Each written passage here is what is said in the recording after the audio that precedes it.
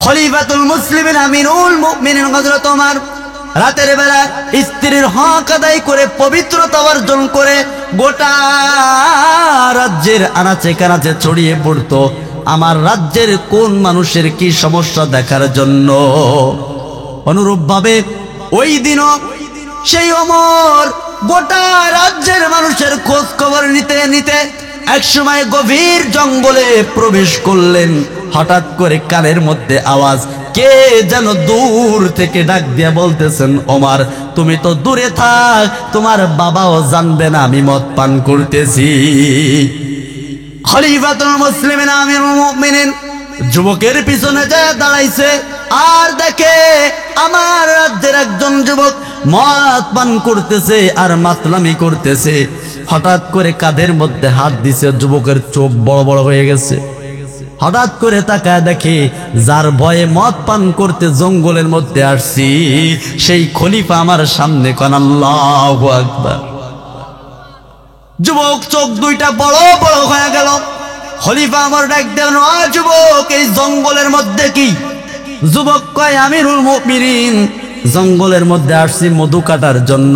বোতলের মধ্যে কি? কয় মধু। খলিফাতুল মুসলিমিন আমিরুল মুমিনিন রাজ্যের স্বভাব হলো প্রকাশ্যে সব সময় জন্য বিচার হবে, দিনের বেলা বিচার হবে, সারা জগতের মানুষ দেখবে, রাজ্যের মানুষ দেখবে। রাতের আধারে বিচার করার ক্ষমতা নাই বলেছেন কে? আজ আমার রাষ্ট্রের মধ্যে যদি একজন মদদের বিচার, একজন জিনাকারের বিচার, একজন ধর্ষণকারীর বিচার যদি একভাবে প্রকাশ্যে হতো, দ্বিতীয় কোনো মানুষ জিনা করার মতো সুযোগ পাত? কোন দেশে বস করেন? গতকালকের নিউজ এই ঢাকার মধ্যে একটা মহিলা মাদ্রাসার ছাত্রী স্টুডিওতে ছবি তুলতে গেছে, যুবক হাইনার মতো সেই ছাত্রীর উপরে ঝাঁপিয়ে পড়ছেন। বলেন নাউজুবিল্লাহ। এরকম বিচার যদি প্রকাশ্যে হতো তাহলে আমার সমাজের যুবক ছেলেগুলো ভালো হয়ে যেত, এতে কোনো সন্দেহ নাই। বন্ধুগণ আমার গভীর মনোযোগ, যুবকের মাথার ঘুরে গেল, কি হয়ে গেল? খলিফা ওমর ডাকতে পারেন, ও যুবক এই বোতল দুইটা আমার কাছে দাও, আগামীকাল সকালবেলা রাজ্যেই তুমি ভালোই বলো আমার সঙ্গে দেখা করবা, তোমার বিচার প্রকাশ্যে হবে, গোপনে নাই। বলেন আল্লাহু আকবার। খলিফাতুল মুসলিমিন বোতল দুইটা নিয়ে রাজ দরবারে চলে গেলেন। পরের দিন সকালবেলা রাজ দরবারে হাজার হাজার মানুষ রাজ্যের মধ্যে জড়ো হয়ে গেছে ওই যুবকের বিচার দেখার জন্য। খলিফাতুল মুসলিমিন যখন রাজ সিংহাসনে বসলেন, যুবক তখন কাঠগড়ার মধ্যে দাঁড়ানো। আল্লাহর নবীর সাহাবী খলিফা ডাক দিয়ে বলেন, যুবক তুমি তোমার বিষয়গুলো প্রকাশ করো। সমস্ত মানুষের সামনে ঘটনার বর্ণনা করা হলো। আল্লাহর নবীর সাহাবী খলিফাতুল মুসলিমিন আমিরুল মুমিনিন, আল্লাহর নবীর ওই সাহাবী তার রাজ্যের মানুষদেরকে ডাক দিয়ে বললেন, ও রাজ্যের মানুষ, এই যুবক যা বলেছে এটা সত্য কথা, তবে এখন বিষয় হলো এই মদ, এই বোতলের মধ্যে যদি সত্যি মদ থাকে তাহলে ওর বিচার হবে, আর যদি মধু হয় তাহলে তারে বেকসুর খালাস দেওয়া হবে। বলেন আল্লাহু আকবার। খলিফাতুল মুসলিমিন বোতলের মুখটা খুলে হাতের মধ্যে ঢালছে, জিহ্বার সঙ্গে লাগাইছে। আর যুবকের চোখ দুইটা তো বড় বড় হয়ে আছে, কারণ আমি মিথ্যা কথা বলছি একটা অপরাধ, আবার লুকোয়া লুকোয়া মদ পান করছি দুইটা অপরাধ। দুইটা অপরাধের কারণে আমার বিচার হবে। আমি নিঃসন্দেহে আজকে খলিফা ওমরের হাতে মরে যাব। তাহলে আল্লাহর ওই সাহাবীর অবস্থা কেমন? খলিফাতুল মুসলিমিন জিহ্বার সঙ্গে যখন লাগাইছে, যখন ডাক দেবেন, যুবক এত সুন্দর মধু তো আমি জীবনে খাই নাই। বলেন সুবহানাল্লাহ। যুবক কয়, কি বলেন? এই বোতলের মধ্যে তো মদ ছিল। কয়, আবার মিথ্যে কথা বলো। হ্যাঁ। খলিফাতুল মুসলিমিন বলে, ও যুবক তুমি কালকে বললাম মধু, আর এখন যখন আমি মধু প্রমাণ করলাম তুমি বললাম মদ, বিষয়টা কি খুলে বলো। খলিফাতুল মুসলিমিন আমিরুল মুমিনিন চিন্তিত ওই যুবক বর্ণনা দেয়, ইয়া খলিফাতুল মুসলিমিন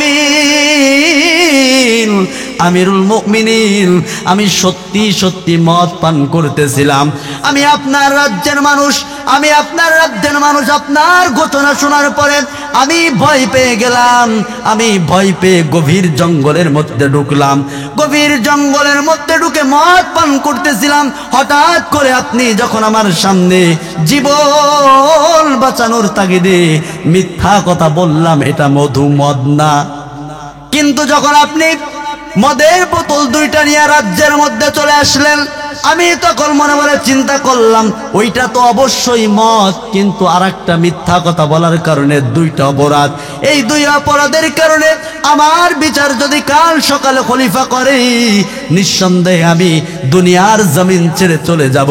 সুতরাং জীবনের শেষ একটা তওবা ওই পাহাড়ের চূড়ায় উঠে 2 রাকাত সালাত আদায় করলাম, আর আমার মালিককে ডাক দিয়ে বললাম, মালিক ওগো আল্লাহ,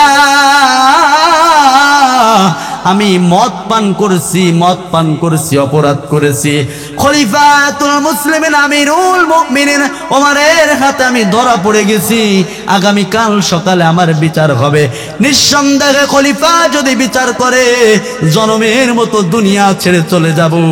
এই খলিফার হাতের থেকে বাঁচাইতে পারেন যিনি, তিনি কে? আর আওয়াজ দিয়ে বলেন তিনি কে?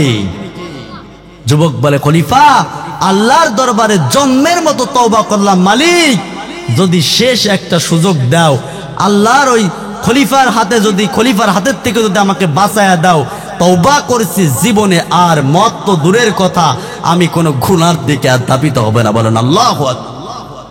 খলিফাতুল মুসলিমিন আমিরুল মুমিনিন লাগতে বলেন, যুবক ও যুবক, তোমার তওবা আল্লাহর দরবারে কবুল হয়ে গেছে, তুমি যখন আমার মালিকের দরবারে তওবা করেছো, তোমার এই মদকে মধুতে পরিণত করে দিয়েছেন যিনি, তিনি কে? ভালোবাসার জায়গা মদিনা, ভালো লাগার জায়গা মদিনা, ঠিক কিনা? ভালোবাসার জায়গা মদিনা, ভালো লাগার জায়গা মদিনা, এত সুন্দর জায়গা কোথাও দেখি না, এত সুন্দর জায়গা কোথাও দেখি না, সাজিয়েছেন মালিক রব্বানা, ভালোবাসার জায়গা মদিনা, বলেন ভালো লাগার জায়গা মদিনা, ভালোবাসার জায়গা মদিনা। মাদিনা শরীফে নূরের খাজিনা, মাদিনা শরীফে নূরের খাজিনা, আশিক ছাড়া অন্যে বুঝে না, ভালোবাসার জায়গা মদিনা, ভালো লাগার জায়গা মদিনা, ভালোবাসার জায়গা মদিনা, বলেন ভালোবাসার জায়গা মদিনা, ভালো লাগার জায়গা মদিনা। একদিন কবর যাব, কেউ তো যাবে না, যাবে? একদিন কবর যাব, কেউ তো যাবে না, যাবে শুধু মালিক রব্বানা, ভালোবাসার জায়গা মদিনা, ভালো লাগার জায়গা মদিনা, ভালোবাসার জায়গা মদিনা। আমার জীবনে অনেক বেশি গুনাহ, আমার জীবনে অনেক বেশি গুনাহ, তাই হাবিবের কদম ছাড়বো না, ভালোবাসার জায়গা মদিনা, ভালো লাগার জায়গা মদিনা, ভালোবাসার জায়গা মদিনা, ঠিক কিনা? আমার বন্ধুগণ, আল্লাহ রাব্বুল আলামিন বলেন, ইয়া আইয়ুহাল্লাযীনা আমানু তুবু ইলাল্লাহি তাওবাতান নাসুহা, জোরে বলেন আল্লাহু আকবার। আল্লাহ রাব্বুল আলামিন সূরাতুল আত-তাহরিমের 8 নম্বর আয়াতের মধ্যে ঘোষণা দিলেন, ও দুনিয়ার মানুষ, ও দুনিয়ার মানুষ, হে ঈমানদারগণ, তোমরা তওবা করো, তুবু ইলাল্লাহি তাওবাতান নাসুহা, আমি আল্লাহ রব্বুল আলামিনের নিকট। আর যদি তওবাটা খালেস নিয়তে হয়, পাকা পোক্ত তওবা হয়, ইখলাসের সাথে হয়, আমি আল্লাহ রব্বুল আলামিন তোমাদের জীবনের সমস্ত গুনাহ খাতা মাফ করে দিব। বলেন সুবহানাল্লাহ। আমার ভাইরা ভালো করে লক্ষ্য করুন, আল্লাহ রাব্বুল আলামিন বলেন তুবু ইলাল্লাহ তাওবাতান নাসুহা, ও ইমানদার মুত্তাকি ভালো করে তওবা করো। আল্লাহ বলেন তওবা, আল্লাহ বলছেন তওবা করতেন। এবার আসেন কোন তওবা করবেন। তওবা হলো একটা আরবি শব্দ, যার বাংলা শব্দ হলো ফিরে আসা। কি থেকে ফিরে আসা? গুনাহ থেকে ফিরে আসা।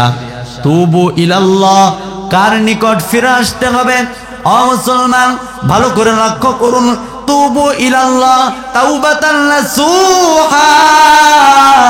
আল্লাহ রাব্বুল আলামিন বললেন পরিপূর্ণভাবে পাকাপোক্তভাবে যদি তওবা করো, ফিরে আসতে পারো, তোমাদের জন্য সুসংবাদ, জীবনের গুনাহ খাতা মাফ করে দিবেন যিনি, তিনি কে? তাহলে তওবা হলো আরবি শব্দ, যার বাংলা শব্দ হলো ফিরে আসা। তুবু ইলাল্লাহ, আল্লাহর নিকট ফিরে আসতে হবে। এবার আমাদের প্রত্যেকের জীবনে তওবার দরকার আছে নাকি নাই? জোরে কর, আছে নাকি নাই? কারণ এমন গুনাহ করছি, গুনাহ করতে করতে পাহাড় পরিমাণ গুনাহ করে ফেলেছি, ঠিক কিনা? আমার বন্ধুগণ, আমার গুনার খবর যদি আমার মা জানতো, মা সন্তানের পরিচয় দিত না, ঠিক কিনা? বাবা জানলে খাইতে দিত না, ঘর থেকে বের করে দিত। অনুরূপভাবে সমাজের মানুষ জানলে আমার থেকে পরিচয় বিচ্ছিন্ন করে দিত।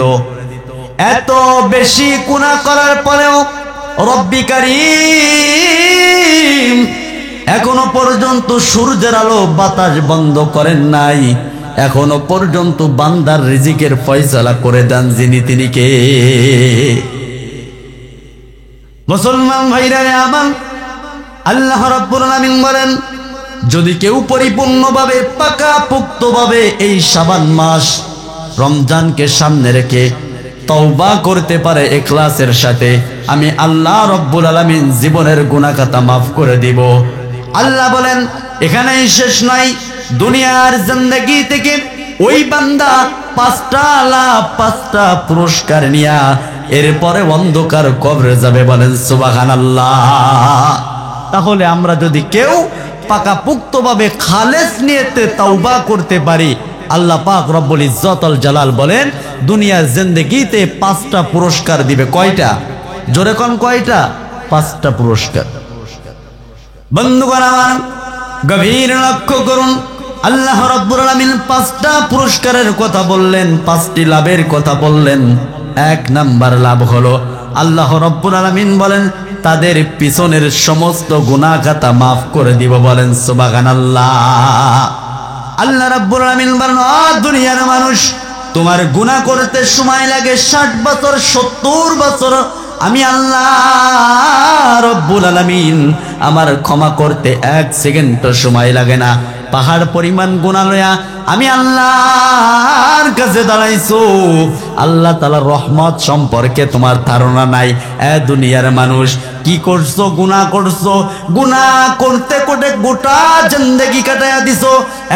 1 মুহূর্তের জন্য আমি মালিকের কথা মনে পড়ে নাই। জীবনের শেষ বয়সে এসে যখন আল্লাহর কথা মনে পড়ছে, গভীর রাত্র যখন গভীর হয়ে যায়, দুনিয়ার সমস্ত অফিস আদালত কোর্ট কাছারির দরওয়াজাগুলি বন্ধ, তোমার ঘরের দরওয়াজাগুলি বন্ধ, আমি আল্লাহ আমার রহমতের দরওয়াজাগুলি খোলা। বলেন সুবহানাল্লাহ। এই গভীর রাতে 2 রাকাত তাহাজ্জুদের নামাজ আদায় করেন, আর আমার বান্দা যদি আমি আল্লাহর কাছে 2 ফোঁটা চোখের পানি ফেলে দেয়, হাত দুখান আসমানের দিকে তুলে আমার ডেকে ডেকে যদি বলে মালিক রাতের আধারে গুনাহ করেছি, দুনিয়ার কোনো মানুষ দেখে নাই, দেখছেন কে? আর আওয়াজ দিয়ে বলেন দেখছেন কে?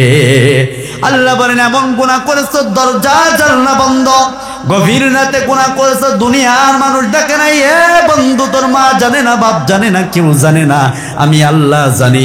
এখনো পর্যন্ত ওই গুনাহগুলি কারোর সামনে ওপেন করি নাই, দুনিয়ার কোনো মানুষ জানে না। আর ওই গুনার জন্য যদি এক ফোঁটা পানি আমি আল্লাহর দরবারে ফলাইতে পারো, বান্দা শোনো, তোমার চোখের পানি নাকের ডগায় আসার সঙ্গে সঙ্গে আমি আল্লাহ তোমার জীবনের গুনাহ খাতা মাফ করে দিব। বলেন সুবহানাল্লাহ। আমার বন্ধুগণ, কেমন মায়ের আল্লাহ, কেমন দয়ার আল্লাহ পাইলাম। দুনিয়ার দৃষ্টিকোণ থেকে যদি আমরা আপন মনে করি, তাহলে আমার মা এবং বাপ ছাড়া আপন দুনিয়াতে কেউ নাই। আছে? সেই মাও তো কখনো বলে না, এ সন্তান আমার কাছে মাপ চাও, আমি মাফ করে দিব, বলে না।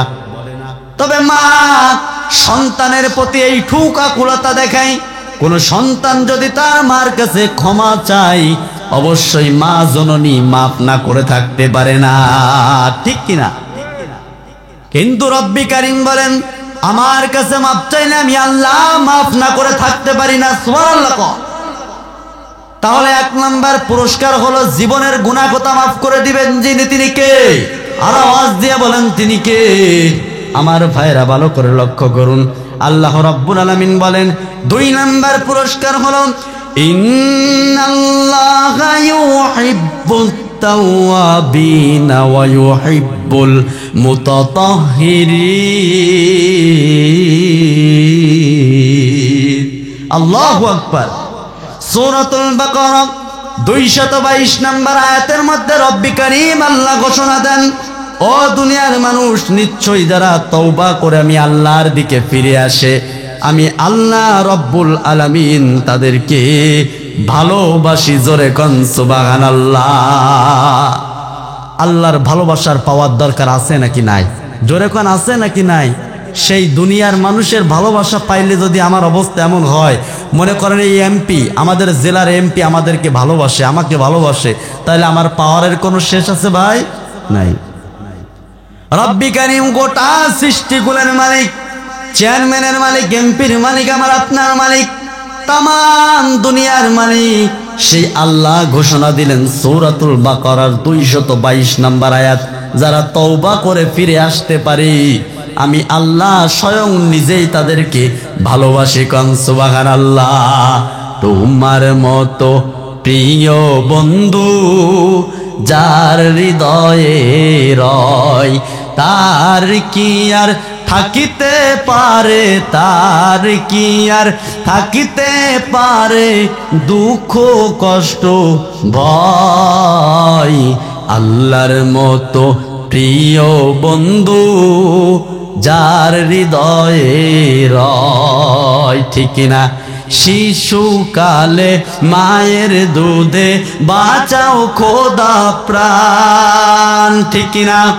মায়ের স্নেহে বেড়ে উঠি তোমার অবদান, বন্ধু হয়ে ভালোবাসা, বন্ধু হয়ে ভালোবাসা ছড়াও জগৎময়।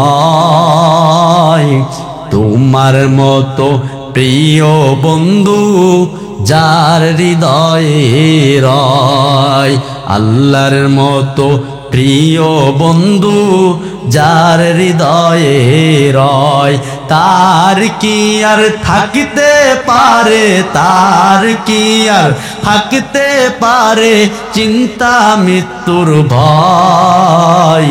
তোমার মতো প্রিয় বন্ধু যার হৃদয়ে রয়, ঠিক না? সুতরাং আল্লাহর ভালোবাসার পাওয়ার দরকার আছে না নাই? আল্লাহর মতো বন্ধু যদি আমার আপনার হয়ে যায়, দুনিয়ার কোনো মানুষের ভালোবাসার দরকার আছে ভাই? নাই। আমার বন্ধুগণ গভীর মনোযোগ দেন। আল্লাহ রাব্বুল আলামিন বলেন 2 নাম্বার পুরস্কার হলো আমি আল্লাহ স্বয়ং নিজেই তাদেরকে ভালোবাসবো। বলেন সুবহানাল্লাহ।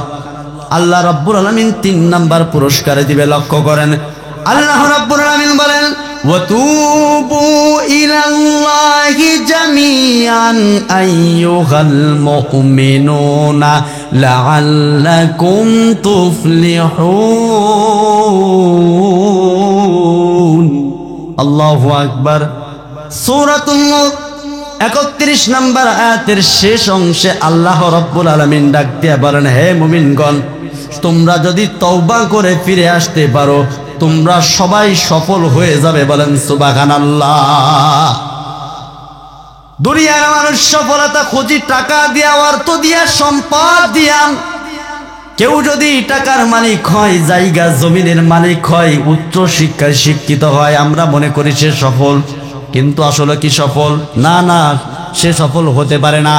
সফল যদি কোনো মানুষ দুনিয়ার হতে চায়, দুনিয়ার টাকা পয়সা জমি জমা বাড়ি গাড়ি অর্থ সম্পদ শিক্ষা দীক্ষা দেয়া হতে পারে না। পরিপূর্ণভাবে সফল যদি কেউ হতে চায়, দুনিয়ার জিন্দেগি থেকে নেক আমল করে আমার আল্লাহকে বন্ধু বানায়া আল্লাহর জান্নাত কামাই করে যাওয়া লাগবে। বলেন ঠিক কিনা? সফলতার দৃষ্টান্ত দিতে গিয়ে ছোট্ট একটা ঘটনা আপনাদের মাঝে তুলে ধরতে চাই। আল্লাহর নবী, বিশ্ব নবী জনাবে মুহাম্মদ রাসূলুল্লাহ সাল্লাল্লাহু আলাইহি ওয়াসাল্লাম, মদিনার রানিং প্রেসিডেন্ট, কলিজার টুকরা নবী মসজিদের নববীর মধ্যে বসা।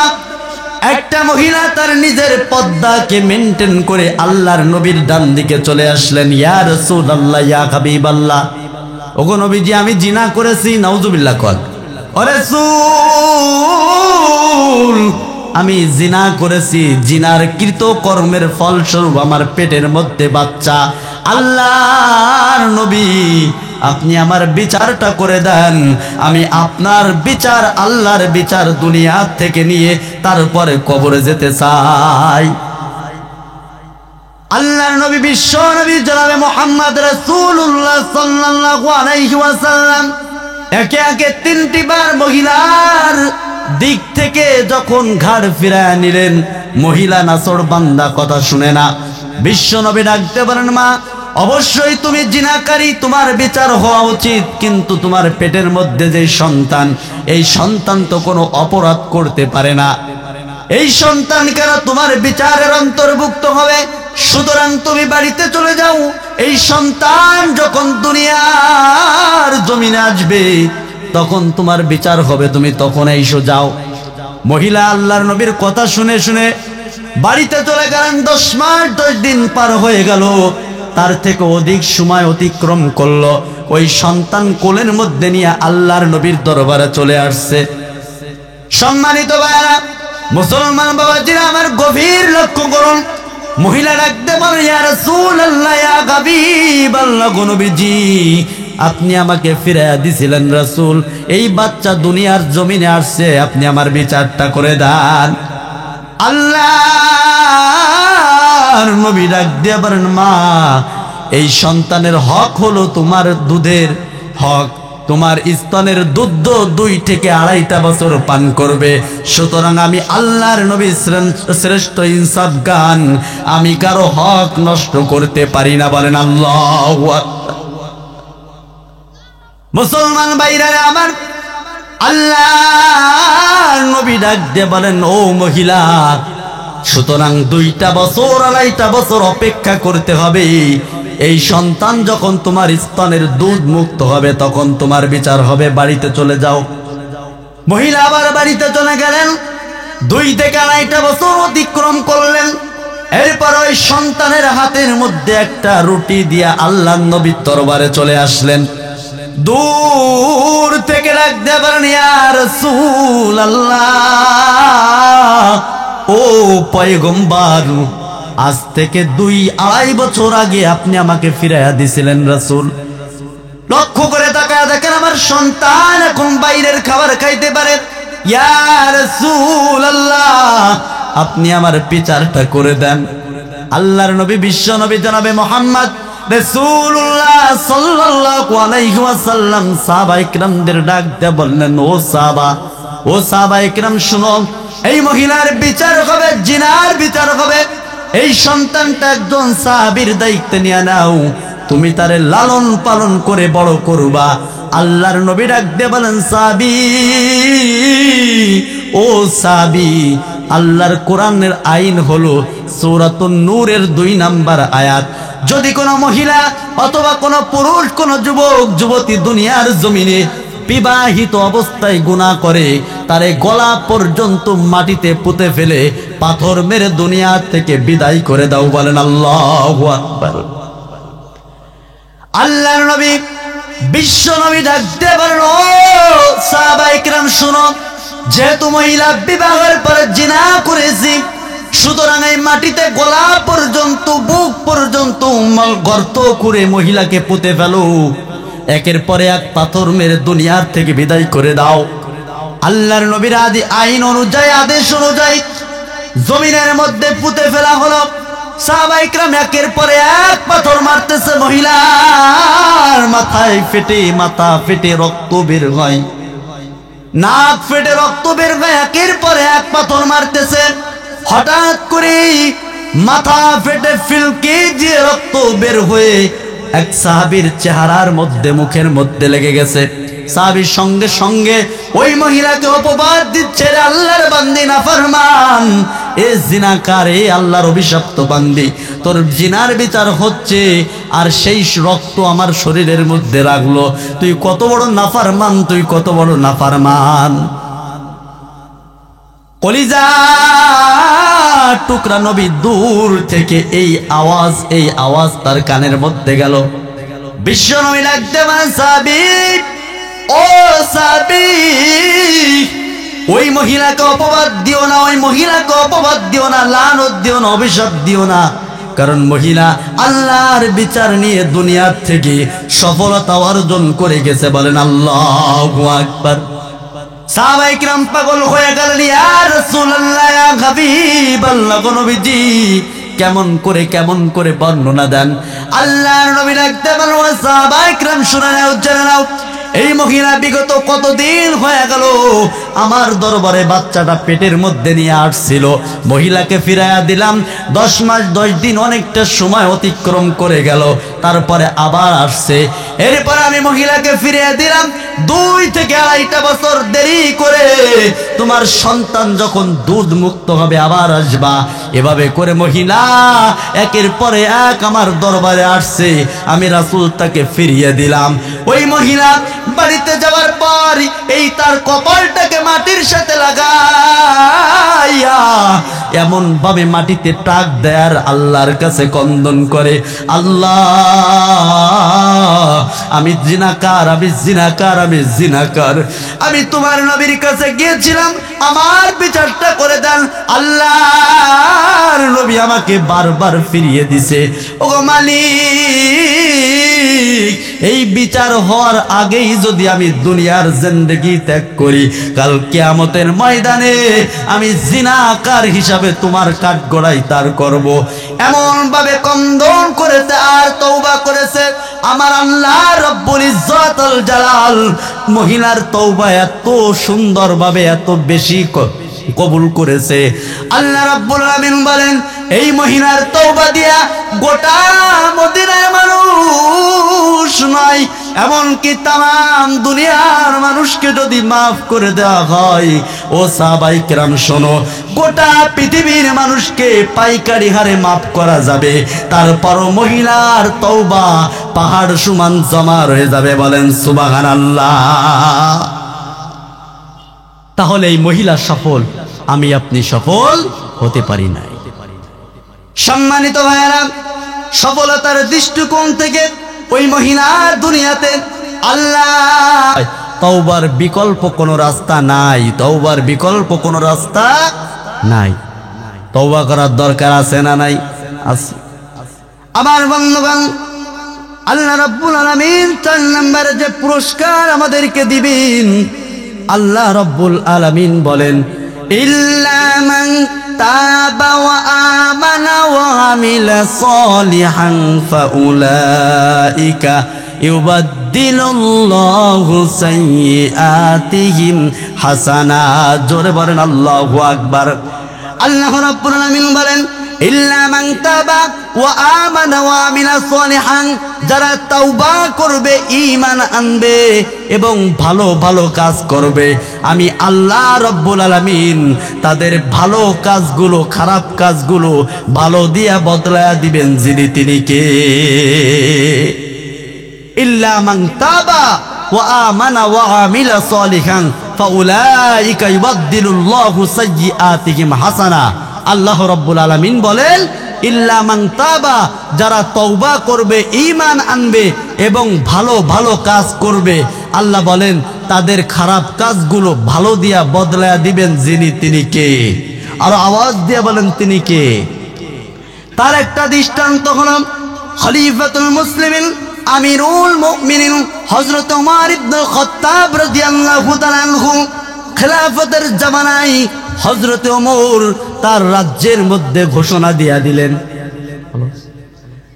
খলিফাতুল মুসলিমিন আমিরুল মুমিনিন হযরত ওমর তার রাষ্ট্রের মধ্যে ঘোষণা দিয়ে দিলেন, ও দুনিয়ার, ও রাষ্ট্রের মানুষ শুনে নাও, খলিফাতুল ওমর ক্ষমতায় থাকা অবস্থায় কোনো মানুষ মদ পান করতে পারবে না। এই খবর শোনার পরে সমস্ত রাজ্যের যুবক যারা মদদি ছিল, মদ পান করত, সবাই মদকে ভেঙে চুরে খান খান করে দিল, রাষ্ট্র থেকে মদ উঠায়া দিল। আমার ভাইয়েরা ভালো করে লক্ষ্য করুন, আল্লাহ রাব্বুল ইজ্জাত আল জালাল 4 নম্বরে ঘোষণা দিলেন তাদের খারাপ কাজগুলো ভালো দিয়া বদলায়া দিবেন যিনি, তিনি কে? খলিফাতুল মুসলিমিন আমিরুল মুমিনিন যখন রাষ্ট্রের মধ্যে ঘোষণা দিলেন কোন মানুষ আর মদ পান করতে পারবে না, সমস্ত মানুষ মদ জমিন থেকে উধাও করে দিল।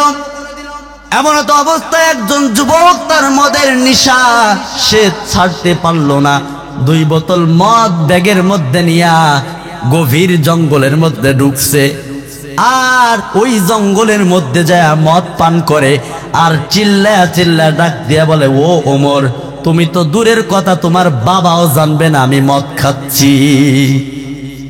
খলিফাতুল মুসলিমিন হযরত আমিরুল মুমিনিন ওই যুবক যখন মদ পান করার জন্য জঙ্গলের মধ্যে ঢুকছে, লুকায়া লুকায়া পলায়া পলায়া মদ পান করতেছে আর মাতলামি করতেছে, ওমর তুমি তো দূরের থাক, তোমার বাবাও জানবে না আমি মদ পান করতেছি।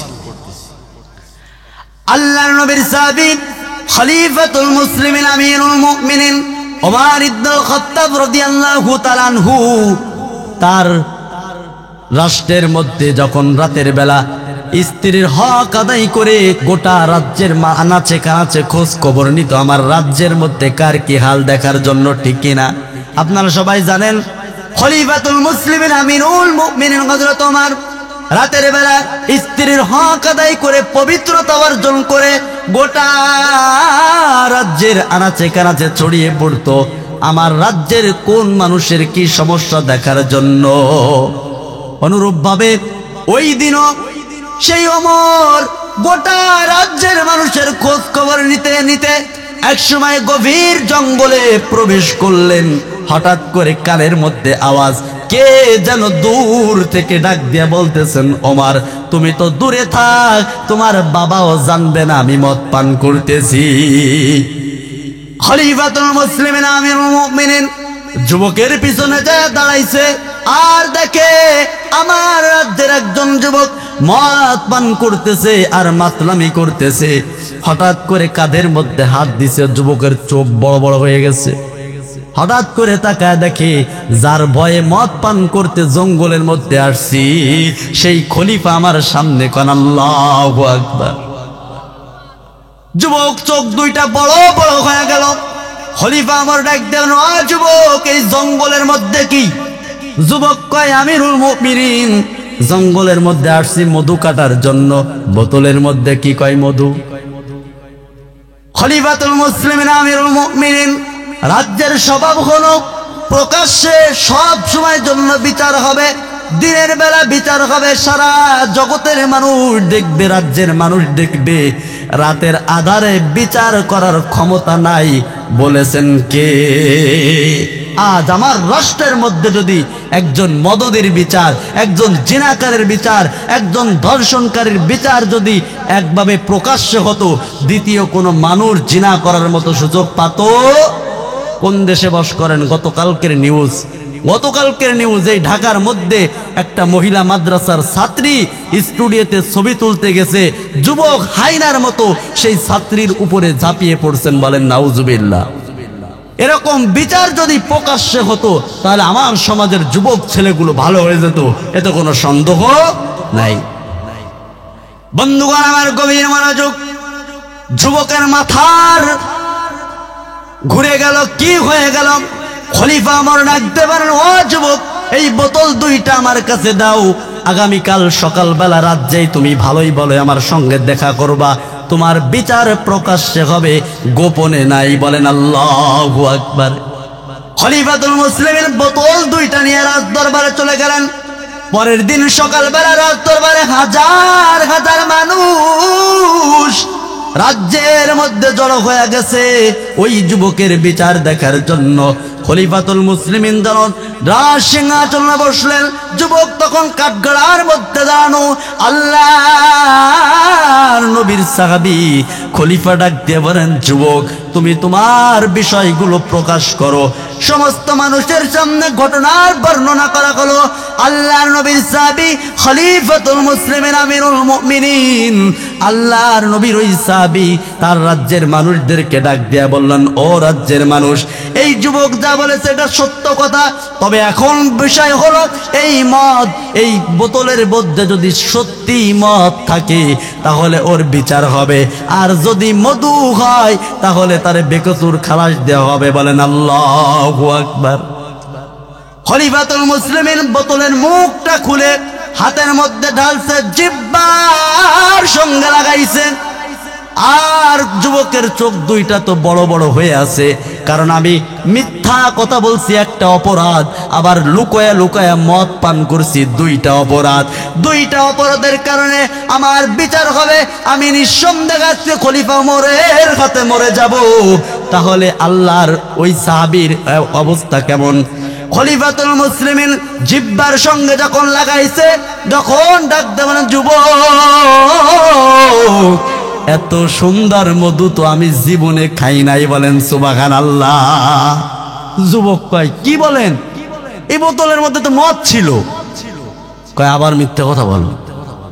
হ্যাঁ।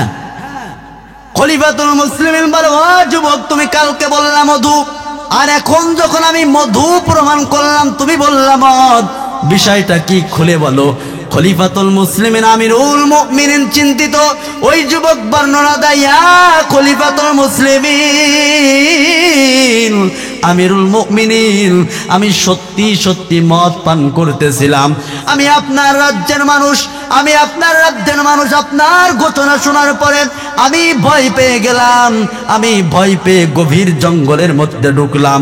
গভীর জঙ্গলের মধ্যে ঢুকে মদ পান করতেছিলাম, হঠাৎ করে আপনি যখন আমার সামনে জীবন বাঁচানোর তাগিদে মিথ্যা কথা বললাম এটা মধু, মদ না। কিন্তু যখন আপনি মদের বোতল দুইটা নিয়ে রাজ্যের মধ্যে চলে আসলেন, আমি তখন মনে মনে চিন্তা করলাম ওইটা তো অবশ্যই মদ, কিন্তু আরেকটা মিথ্যা কথা বলার কারণে দুইটা অপরাধ। এই দুই অপরাধের কারণে আমার বিচার যদি কাল সকালে খলিফা করে, নিঃসন্দেহে আমি দুনিয়ার জমিন ছেড়ে চলে যাব। সুতরাং জীবনের শেষ একটা তওবা, ওই পাহাড়ের চূড়ায় উঠে 2 রাকাত সালাত আদায় করলাম, আর আমার মালিককে ডাক দিয়ে বললাম, মালিক, ওগো আল্লাহ, আমি মদ পান করেছি, অপরাধ করেছি। খলিফাতুল মুসলিমিন আমিরুল মুমিনিন ওমরের হাতে আমি ধরা পড়ে গেছি, আগামীকাল সকালে আমার বিচার হবে। নিঃসন্দেহে খলিফা যদি বিচার করে জনমের মতো দুনিয়া ছেড়ে চলে যাব। এই খলিফার হাতের থেকে বাঁচাইতে পারেন যিনি, তিনি কে? আর আওয়াজ দিয়ে বলেন, তিনি কে? যুবক বলে, খলিফা, আল্লাহর দরবারে জন্মের মতো তওবা করলাম, মালিক যদি শেষ একটা সুযোগ দাও, আল্লাহর ওই খলিফার হাতের থেকে যদি আমাকে বাঁচায়া দাও, তওবা করেছি জীবনে আর মত তো দূরের কথা, আমি কোনো গুনার দিকে আর ধাবিত হবে না। বলেন আল্লাহু আকবার। খলিফাতুল মুসলিমিন আমিরুল মুমিনিন লাগতে বলেন, যুবক, ও যুবক, তোমার তওবা আল্লাহর দরবারে কবুল হয়ে গেছে। তুমি যখন আমার মালিকের দরবারে তওবা করেছো, তোমার এই মদকে মধুতে পরিণত করে দিয়েছেন যিনি, তিনি কে? এই হলো ইল্লা মান তাবা ওয়া আমানা ওয়া আমিলা সালিহান ফাউলাইকা ইবাদদিলুল্লাহু সাইয়্যাতিহিম হাসানা, তাহলে এই খারাপগুলো ভালো দিয়া বদলায়া দেন যিনি, আমার আপনার সৃষ্টিকর্তা তিনি। বলেন আল্লাহু আকবার। সম্মানিত ভাইরা, তাহলে 4 নাম্বার লাভ, 4 নাম্বার পুরস্কার হলো ভালো ভালো কাজ, খারাপ কাজগুলো ভালো দিয়া বদলায়া দিবেন আল্লাহ। 5 নম্বরে যে পুরস্কার মালিক দিবেন, আল্লাহ রাব্বুল আলামিন বলেন, ইয়া আইয়ুহাল্লাযীনা আমানু তুবু ইলাল্লাহি তাওবাতান নাসুহা। বলেন আল্লাহু আকবার। 5 নম্বর পুরস্কার আল্লাহ তাআলা দিবেন।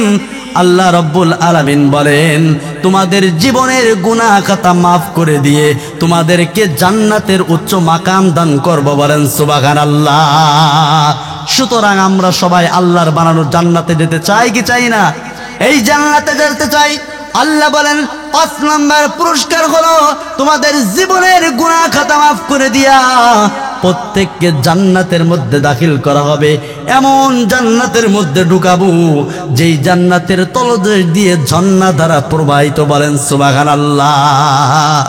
তাহলে ইল্লা মান তাবা ওয়া আমানা ওয়া আমিলা সালিহান ফাউলাইকা ইবাদদিলুল্লাহু সাইয়্যাতিহিম হাসানা, আমাদের খারাপ কাজগুলো ভালো দিয়া বদলায়া দিবেন।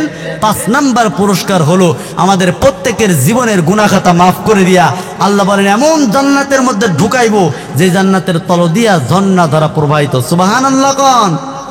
তাহলে আমরা এই শাবান মাসে তওবা করার দরকার আছে নাকি নাই? পবিত্র মাহে রমজান 2 থেকে 3টা দিন পরে অবশ্যই এই শাবান মাসের প্রস্তুতি, আমাদের রমজানের প্রস্তুতি শাবান থেকে। আর আমরা এই রমজানের প্রস্তুতি নিব, আমরা সকলে তওবা করব। কার কাছে? জোরে কোন কার কাছে? কোন মানুষ যদি নিজের কতকৃত কলমে ফলের জন্য তওবা করেন, আল্লাহ বলেন তাদের জীবনের গুনাহ খাতা মাফ করে দিয়ে পাক ও পুত বানায়া দিবেন যিনি, তিনি কে? আল্লাহ তাআলা বলেন, দুনিয়ার মানুষ শোনো, এই দুনিয়াতে যা কিছু সৃষ্টি করলাম সব তোমার জন্য বান্দা।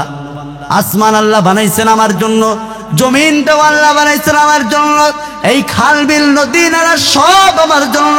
আল্লাহ বলেন তোমাদেরকে, আল্লাযী খালাকাল মাউতা ওয়াল হায়াতা লিয়াবলুয়াকুম আইয়ুকুম আহসানু আমালা ওয়া হুয়াল আজিজুল গফুর। আল্লাহ বলেন বান্দা, তোমাকে নির্ধারিত একটা হায়াত দেওয়া হয়েছে।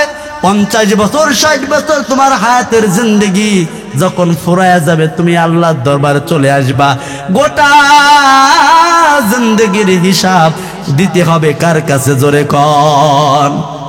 সেই আল্লাহর দরবারে গোটা জিন্দেগির হিসাব দেওয়া লাগবে। সুতরাং দুনিয়ার প্রত্যেকটা সেকেন্ডের হিসাব দেওয়া লাগবে। আল্লাহ বলেন আমার দেওয়া রিজিক, এই আসমান জমিন গাছপালা খাল বিল নদী নালা সব তোমার জন্য। ও দুনিয়ার মানুষ, এই সব বক্ষণ করবা। মা খলাকতুল জিন্না ওয়াল ইনসা ইল্লা লিয়াবুদুন, তোমাকে সৃষ্টি করলাম একমাত্র রবের গোলামি করার জন্য। কিসের জন্য? রবের গোলামি করার জন্য। আল্লাহ বলেন তুমি কেমন রবের ইবাদত করো? যেই রব তোমার আমার মালিক। আল্লাহ বলেন গোটা সৃষ্টিকুলের মালিক আমি আল্লাহ। বান্দা গুনাহ করো, গুনাহ করতে করতে পাহাড় পরিমাণ গুনাহ করে ফেলেছো। তোমার বাড়ির দরওয়াজায় যেই মানুষটা বেনামাজি, সুদ খায়, ঘুষ খায়, তারও দেখেন রিজিকের ব্যবস্থা যিনি করে দেন তিনি কি? কারণ কাল কিয়ামতের ময়দানে তুমি আল্লাহর দরবারে অভিযোগ করবা, ও দুনিয়ার মানুষ, তুমি আল্লাহর দরবার অভিযোগ করবা, আল্লাহ আমি নামাজ পড়তাম না এই জন্য তোমারে খাইতে দিতেন না, আমি নামাজ পড়তাম না এই জন্য তোমার রিজিক দিতেন না। আল্লাহ বলেন ইমানদার যেই নদীর মাছ খাবে, বেঈমান সেই নদীর মাছ খাবে। ইমানদার যেই গাছের ফল খাবে, বেঈমান সেই গাছের ফল খাবে। সুতরাং দুনিয়ার সমস্ত নিয়ামত বান্দা তোমার জন্য। এই দুনিয়ার জিন্দেগি ফুরায়া তুমি যখন কবরে আসবা, তখন পাই টু পাই হিসাব দিতে হবে কার কাছে? মানুষ কই যাই রে দুনিয়া ছাড়িয়া, মসজিদেরও পালকি আইনা দোলা দে সাজায়া তারে জনমের লাগিয়া। ঠিক কিনা? এই বাড়ির লাগিয়া তুমি করলা মারামারি, মামলা মোকদ্দমা কইরা খুয়াইলা রে করি, আছে না নাই? এই বাড়ির লাগিয়া তুমি করলা মারামারি, মামলা মোকদ্দমা কইরা খুয়াইলা রে করি। আজকে তুমি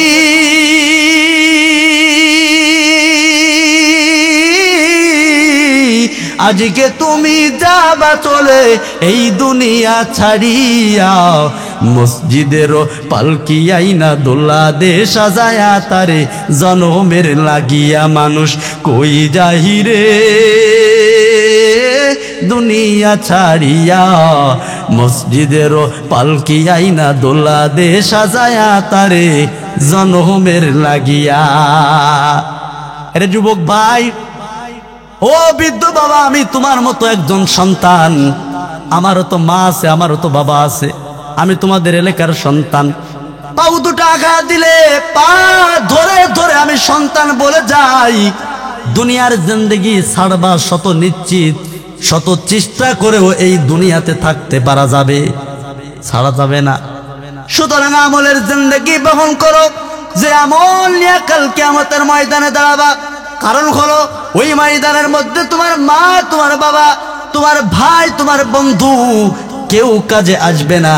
যিনি কাজে আসবেন তিনি কে? আল্লাহ। কিয়ামতের ময়দানটা এমন হবে, আল্লাহ রাব্বুল আলামিন বলেন ওই ময়দানের মধ্যে একটা হুঙ্কার দিবে, একটা গর্জন দিবে, আমতাজুল ইয়াউমা আইয়ুহাল মুজরিমুন। কিয়ামতের ময়দানে হুঙ্কার শুনে, গর্জন শুনে সমস্ত হাসরবাসী থরথর করে কাঁপবে। কেউ কারো দিক তাকাইতে পারবে না, কেউ কারো পরিচয় পর্যন্ত দিবে না, কেউ কারো দিক তাকাইবে না। যেই ময়দানে আপনি, সেই ময়দানে আপনার বাবা, সেই ময়দানে আপনার মা, সন্তান পাগলের বেশে মার কাছে যে বলবে, মা আমি তোমার সন্তান আব্দুর রহমান, মা বলবেন দুনিয়াতে আমার কোনো সন্তান ছিল না, ও সন্তান তুমি যে আমার সন্তান আমি মা বিশ্বাস করি না। ও এলাকার মানুষ গভীর মনোযোগ দিয়ে শোনো, আল্লাহ রাব্বুল আলামিন বলবেন ওই ময়দানে এমন অবস্থা হবে, কেউ কারো পরিচয় দিবে না, কেউ কারো পরিচয় পর্যন্ত দিবে না। সমস্ত হাসরবাসী থরথর থরথর করে কাঁপবে, ইয়া নফসি নফসি বলবে। ওই আসরের ময়দানে আমল ছাড়া কোনো জিনিস কাজে লাগবে না, বলেন ঠিক কিনা? সেই আমলের দরকার আছে না নাই? দুনিয়ার জিন্দেগি যদি আমলওয়ালা জিন্দেগি বানায়া কবরে যাইতে পারো, জান্নাত যিনি দিবেন তিনি কে? আর আওয়াজ দিয়ে বলেন তিনি কে? যুবক ভাই, তুমি আমার বন্ধু, আমি তোমার দুইটা পা ধরে ধরে বলি, হিদায়েতের মালিক আল্লাহ, ইজ্জতের মালিক আল্লাহ, সম্মান দিবেন আল্লাহ। কোন দল করো জানি না, কোন পীরের মুরিদ জানতেও চাই না, তুমি আমার আপন ভাই মুসলমান। দুটা পা গায়া দিলে আমি সন্তান পা ধরে ধরে বলতে চাই, ও যুবক কি করছো? জিন্দেগি গুনাহ, এমন গুনাহ করছি, রাতের আধারে গুনাহ করছি, দুনিয়ার কেউ দেখে নাই, আমি হুজুরের গুনাহও কেউ দেখে নাই। আমার গুনাহ যদি মানুষ দেখতো, আল্লাহ যদি ওপেন করে দিত, কোনো মানুষ আমাকে মসজিদের মেম্বারের মধ্যে দাঁড় করায়া দিত না। অনুরূপভাবে প্রত্যেকটা মানুষের গুনাহ গোপন করে রেখেছেন যিনি, তিনি কে? আওয়াজ দিয়া বলেন তিনি কে? সেই আল্লাহ দয়ার আল্লাহ, মায়ার আল্লাহ। আল্লাহ বলেন আমি তোমাদের গুনাহগুলি ওপেন করি না, কারণ দুনিয়ার মানুষ তোমার থেকে মুখ ফিরিয়ে নিবে, তোমার কথা শুনবে না, তোমার সাথে গা ঘেঁষবে না, তোমার দেওয়া কিছু খাইবে না। এজন্য তোমাদের গুনাহগুলো আমি ওপেন করি না। আর ওই গুনাহ গোপন অবস্থায় যদি তওবা করে মাফ করাইতে পারি, তাহলে আমি আপনি সফল, ঠিক কিনা? সফলতা যদি অর্জন করতে হয়, গভীর রাত, যেই গভীর রাতে আল্লাহ বলেন দুনিয়ার সমস্ত অফিস আদালত কোর্ট কাচারির দরওয়াজাগুলি বন্ধ, আমার রহমতের দরওয়াজা খোলা। ও যুবক, ওই রাতের আধারে জায়নামাজটারে ফালায়া মা ঘুমায়, বাপ ঘুমায়, দুটা পাই ধরে বলি, বন্ধু জায়নামাজটারে ফালায়া জায়নামাজের মধ্যে দাঁড়াও, আমার মালিকের সিজদা দাও, আর ডেকে ডেকে বলো, আল্লাহ আমি গুনাহ করেছি, কেউ দেখে নাই, তুমি দেখছো। ওই গুনাহ গুনাহগুলি যদি কাল কিয়ামতের ময়দানে ওপেন করে দাও, তাহলে আমি কিভাবে মুখ দেখাবো? দুনিয়ার থেকে মানুষ যেরকম আমাকে ছেড়ে চলে যাবে, হাসরের ময়দানেও তো মানুষ আমাকে ছেড়ে চলে যাবে। মালিক, আমার জীবনের গুনাহ তো মাফ করে দাও। আল্লাহ বলেন, কোন যুবক, কোন যুবতী, বৃদ্ধ বাবা, কোন মানুষ যদি এভাবে করে কন্দন করে দু ফোঁটা চোখের পানি আমার মালিকের দরবারে ফালাইতে পারে, আল্লাহ বলেন, ফেরেশতা তোমরা সাক্ষী থাকো, আমার বান্দার জীবনের গুনাহ খাতা মাফ করে দিব। বলেন সুবহানাল্লাহ। তাহলে জীবনের গুনাহ মাফ করাইতে চান কি চান না? জোরে বলেন, চান কি চান না? এই মাহফিল থেকে ওয়াদা করেন, হুজুর জীবনে যা করছি, অন্যায় করছি, অপরাধ করছি, আমাদেরকে আল্লাহ তাআলা মাফ করবেন। তওবা করছি, আজ থেকে অন্তত আমরা সকলে তওবাওয়ালা জিন্দেগি গঠন করব। আল্লাহ সবাইকে কবুল করুক, বলেন আমিন। আমি আপনাদের সন্তান দুটো পায়ে ধরে বলি, বন্ধু দুনিয়ার জিন্দেগি শেষ, দুনিয়ার জিন্দেগি শেষ। আমার মা দুনিয়াতে ছিল, এখন নাই, বাবা ছিল, এখন নাই, একদিন আমি আপনিও থাকবো না। কত যুবক আজকে কাঁধে করে তার আপন বাপরে কবরে নামাইছে, আছে না নাই? আছে না নাই? দুনিয়াতে আসার একটা সিরিয়াল আছে, যাওয়ার কোনো সিরিয়াল নাই। দুনিয়া ছাড়তে হবে, ছাড়তে হবে। এই দুনিয়া ছাড়ার জন্য কারো কাছে কোনো নোটিশ, কোনো টিকিট আসবে? চোখের একটা পলক আর দুনিয়া ছেড়ে চলে যেতে হবে, ঠিক কিনা? চোখেরই পলকে তুমি হতে পারো লাশ, চিরতরে বন্ধ হবে তোমারই নিঃশ্বাস, হবে আলাম তোমারই নাম মসজিদের মাইকে, বাড়িওয়ালা নাই রে, বাড়ি নাই রে দুনিয়াতে, ঠিক না? বাড়িওয়ালা নাই রে, বাড়ি নাই রে দুনিয়াতে। সুতরাং আমার বাড়ি, আমার গাড়ি সব দুনিয়াতে পড়ে থাকবে, শুধু আমিই থাকবো না। তাহলে যেই দুনিয়াতে আমি এত সম্মান, এত ইজ্জত, আল্লাহ আমার ক্ষমতা দিছে, আল্লাহ আমার চেয়ার দিছে, আল্লাহ আমার টাকা দিছে, পয়সা দিছে, আমার রেখে যাওয়া সম্পদ পরের জন ভক্ষণ করবে, আমি দুনিয়াতে থাকবো না। কত যুবক এখন জিজ্ঞেস করবেন তার দাদার কবরটাই জানে না, আছে না নাই? আপনার সম্পদওয়ালা বাড়ি, আপনার সম্পদওয়ালা টাকা পয়সা গাড়ি সব অন্যেরা ভক্ষণ করবে, আমি আপনি থাকবো না। সুতরাং একটু দিলটাকে নরম করে, চক্ষু দুইটা বন্ধ করে মনে মনে ভাবেন তো, আমার বাড়ি যদি না থাকে, আমার গাড়ি যদি না থাকে, আমার সন্তান যদি না থাকে, আমার এত কলিজার টুকরা বিবি, সেই বিবিও আমার একদিন ভুলে যাবে। কিসের দুনিয়া করেন মিয়া? এই দুনিয়া, নবী বলেন আজরাতুল দুনিয়া, দুনিয়া হলো পচা দুনিয়া, আমার হায়াতুদ দুনিয়া ইল্লা মাতাউল গুরুর। আল্লাহ বলেন এই দুনিয়ার মায়ায় পড়িস না, দুনিয়া রং তামাশা আর খেল তামাশার জায়গা, দুনিয়া তোরে জাহান্নামে ঠেলে দেয়, দুনিয়া কখনো তোরে সফল বানাবে না। সুতরাং দুনিয়ার মায়ায় পড়বি তো জাহান্নামের মধ্যে যাবি, ঠিক কিনা? সুতরাং আমরা দুনিয়াতে থাকবো, আল্লাহর গোলামি করব, দুনিয়াতে থাকবো, আল্লাহর গোলামি করব। জীবন থাক আর যাক, আল্লাহর গোলামি ছাড়া অন্য কারো গোলামি করব? জোরে বলেন, করব? শেষ কথা বলে যায়, ও এলাকার মানুষ, যেই দেশের মধ্যে তোমার নবী নিয়ে কটাক্তি করা হয়, যেই দেশের মধ্যে তোমার রসুলকে নিয়ে গালি দেওয়া হয়, যেই দেশের মধ্যে তোমার আল্লাহকে ব্যঙ্গ করা হয়, আল্লাহ বলেন কোরআন আল কারীম একটা গাইডলাইন আর ক্যাটালগ। আল্লাহ বলেন কোরআন অনুযায়ী চলবা, নবীর উত্তম আদর্শ, লাকাদ কানা লাকুম ফি রাসূলিল্লাহ উসওয়াতুন হাসানা। এই দুনিয়ার জমিনের মধ্যে রাসূলের থেকে উত্তম আদর্শবান চরিত্রবান লোক হতে পারে না। সেই নবীর আদর্শ বাস্তবায়ন করবা। ফারিকুম ফিল জান্নাতি ওয়া ফারিকুম ফিস সাইর, দুইটা পথ তোমাদের সামনে ওপেন করা, একটা ভালো একটা খারাপ। সুতরাং আমার নবীকে অনুকরণ করে কোরআন অনুযায়ী জীবন গঠন করে কবরে যদি আসতে পারো, তোমাদেরকে জান্নাত দিবেন তিনি কে? আর আওয়াজ দিয়ে বলেন তিনি কে? সুতরাং আমরা যেই দলের হই, যেই দল করি না কেন, যেই পীরের মুরিদ হই না কেন, আমাদের সকলের আল্লাহ এক। আল্লাহ কি? আমাদের সকলের নবী। সুতরাং আমরা আল্লাহর আইন মানি, নবীকে ভালোবাসি, ঠিক কিনা? ওই নবীর ব্যাপারে যদি কেউ কোনো কটূক্তি করে, আমরা সবাই দল মত নির্বিশেষে ময়দানে অবতরণ করে নবীর দুশ্মনের বিচার এই জমিনের মধ্যে হবে, ঠিক কিনা?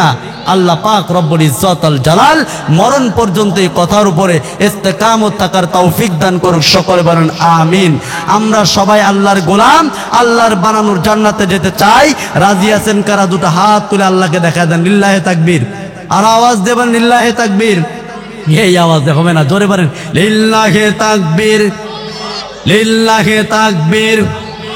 নাস্তিকতা নিপাত যাক, দিন ইসলাম জিন্দাবাদ, কোটি প্রাণে একই আওয়াজ। খোদাদ্রোহী ছাড় পাবে না, এই বাংলায় ঠাই হবে না, মুসলমানরা জেগেছে আজ। জোর কদমের সামনে তলো, বজ্র কণ্ঠে আওয়াজ তোলো, সবাই মিলে একই তালে দাও না স্লোগান নারায়ে তাকবীর। উদাই গেছে এই কয়জন মানুষ মিয়া হুঙ্কার দিবেন, রাস্তায় মানুষ ভাববে ভূমিকম্প হচ্ছে। নারায়ে তাকবীর, নারায়ে তাকবীর, দিন ইসলাম, দিন ইসলাম জিন্দাবাদ, জিন্দাবাদ। ইসলামেরই জন্য দেশের হয়েছে জন্ম, ইসলামের বিপক্ষে গেলে দেশ হবে ভিন্ন, ঠিক কিনা? ইসলামেরই জন্য দেশের হয়েছে জন্ম, ইসলামের বিপক্ষে গেলে দেশ হবে ভিন্ন। ইসলামের বিপক্ষে যারা নিয়েছে অবস্থান, এই বাংলায় ঠাই হবে না, যাও হিন্দুস্তান। জোর কদমের সামনে চলো, বজ্রকণ্ঠে আওয়াজ তোলো, সবাই মিলে একই তালে দাও না স্লোগান নারায়ে তাকবীর, নারায়ে তাকবীর। আল্লাহ পাক রব্বুল ইজ্জত সকলকে কবুল মঞ্জুর করুক, বলেন আমিন। আমার কথা দিয়ে যেই কথা, আমার মুখ দিয়ে যেই কথাগুলো আল্লাহ তাআলা বলিয়েছেন, সর্বপ্রথম আমাকে আমল করার, তারপর আল্লাহ তাআলা আমাদের সবাইকে আমল করে কবরে দেওয়ার তৌফিক দান করুক, বলেন আমিন। ওয়া আখিরু দাওয়ানা আনিল হামদুলিল্লাহি রাব্বিল আলামিন। আসসালামু আলাইকুম ওয়া রাহমাতুল্লাহি ওয়া বারাকাতুহু।